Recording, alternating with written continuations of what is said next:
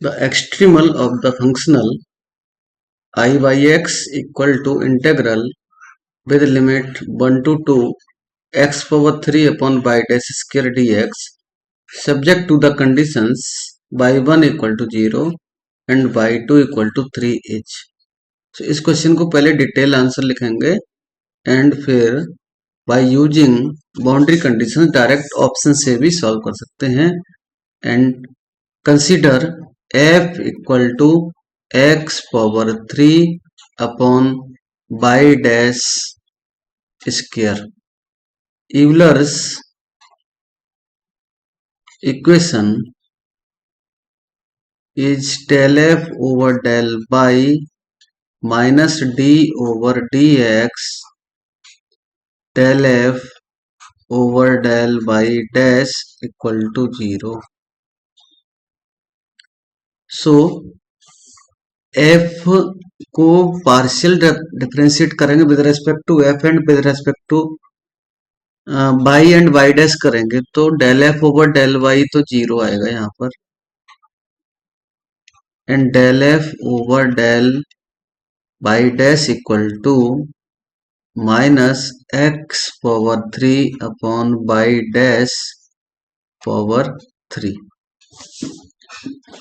सो इन वैल्यूज को Euler equation में पुट करेंगे तो 0 minus d over d x and del f over del y dash equal to x power 3 over y dash power 3 and इसको equal to 0. और finally ये value को ऐसे लिख सकते हैं माइनस को बाहर लेके जाएंगे तो ये पूरा प्लस होगा and d over d x of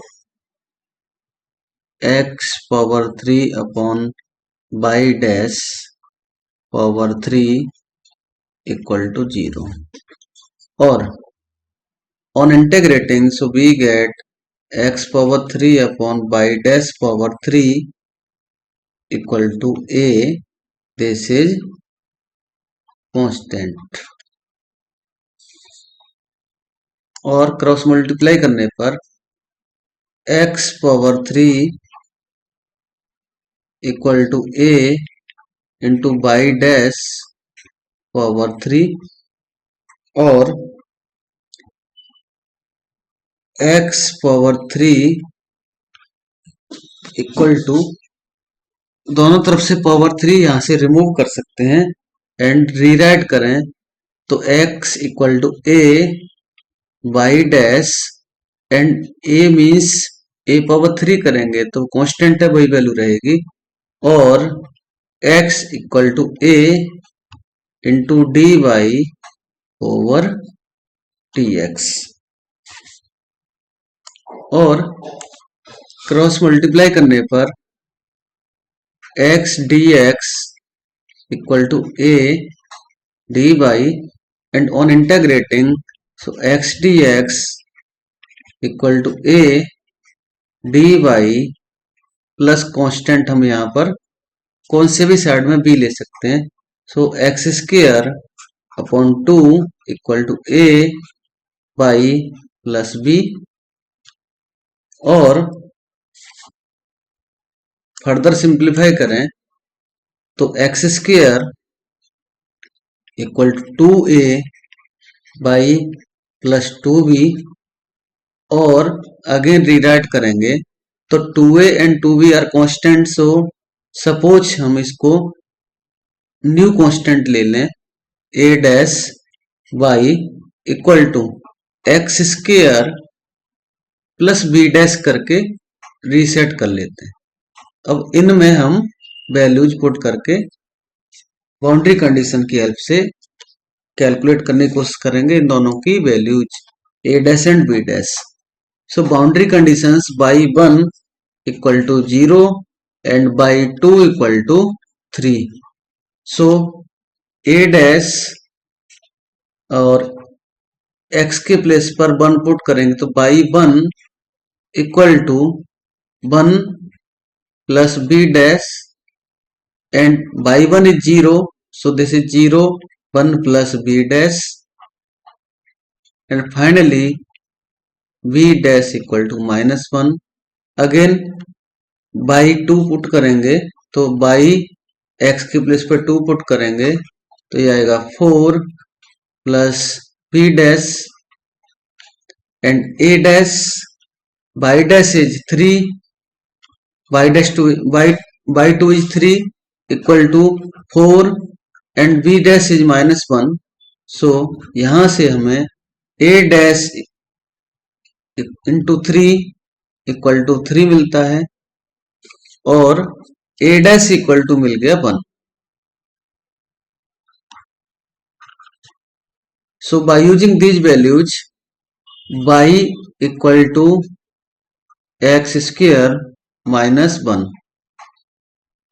So ये यहां पर हमारा आंसर बनेगा ऑप्शन बी. तो हम कॉन्स्टेंट्स को कैसे भी रीसेट करें उससे कोई आंसर फर्क नहीं पड़ता है. Option B is correct. Option A C D are incorrect.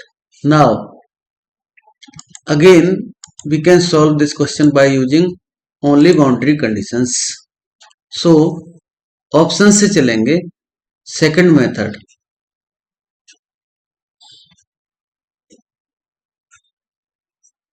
भाई ऑप्शंस जाएंगे तो हम यहां पर बाउंड्री कंडीशन है, बाउंड्री कंडीशंस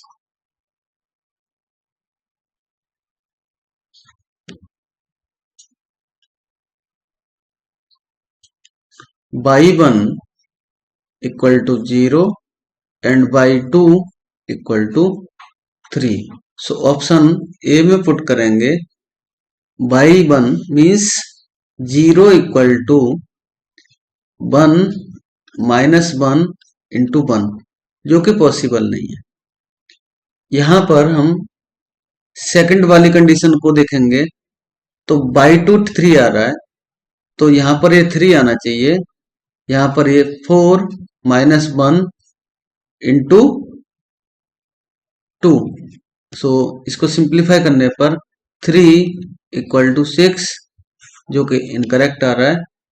ऑप्शन बी में बाउंड्री कंडीशन पुट करेंगे तो x के प्लेस पर 1 पुट करने पर y1 0, तो y1 0 मिल रहा है. एंड x के प्लेस पर 2 पुट करने पर y2 हमें 4 माइनस 1 मीन्स 3 मिल रहा है. तो बाउंड्री कंडीशन से क्वेश्चन बन रहा है. यहां पर ऑप्शन सी में y1 इक्वल टू मिल रहा है हमें 0 and y2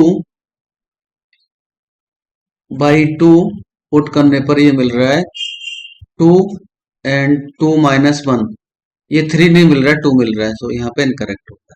and option D में भी y2 फाइंड करेंगे तो 1 मिलेगा, ये भी इनकरेक्ट. तो ऑप्शन से भी कर सकते हैं. ऑप्शन से